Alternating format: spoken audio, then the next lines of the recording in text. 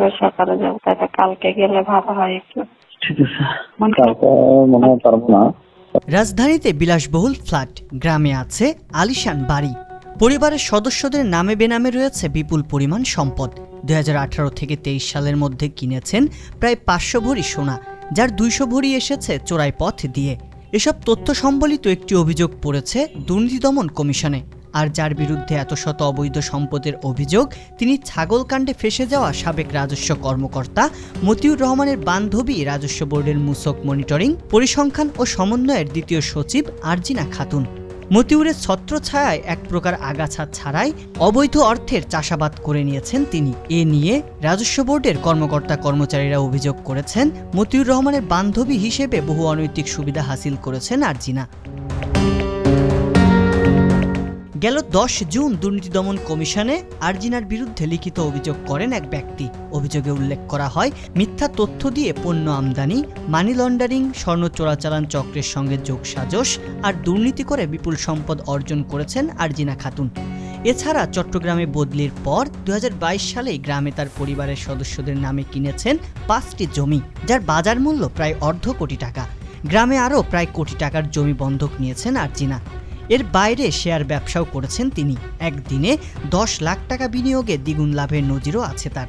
3টি ব্যাংক অ্যাকাউন্টে রয়েছে বিপুল নগদ টাকা ও সঞ্চয়পত্রের বিনিয়োগ। সম্প্রতি গণমাধ্যমে প্রকাশিত একটি ফোন আলাপে জানা যায়, মতিউর ও আরজিনার মধ্যে বন্ধুত্বের বাইরেও ঘনিষ্ঠ সম্পর্ক বিদ্যমান।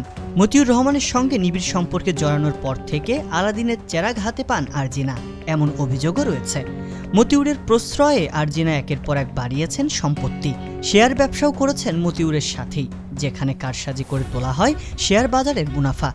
যদিও এসব অভিযোগ অস্বীকার করে আরজিনা খাতুন বলেছেন, তিনি ষড়যন্ত্রের শিকার। তার প্রাক্তন স্বামীর সাথে সম্পর্কের ইতি ঘটায় তার উপর ক্ষিপ্ত হয়ে একটি মামলা করেছেন তিনি। পারিবারিক বিরোধের জের ধরে একটি মহল এমন চক্রান্ত করছে বলেও উল্লেখ করেছেন আরজিনা।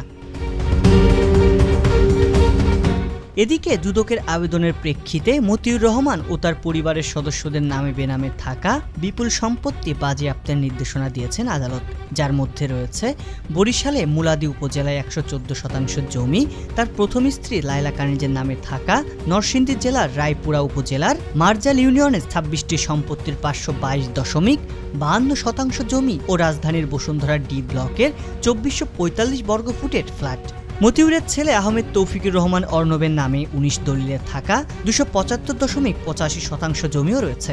এছাড়া মতিউরের দ্বিতীয় স্ত্রী শাম্মী আক্তার শিবলির নামে থাকা ধানমন্ডির জিগাতলার একটি প্লট এবং বসুন্ধরার এন ব্লকে 5 কাঠা জমি।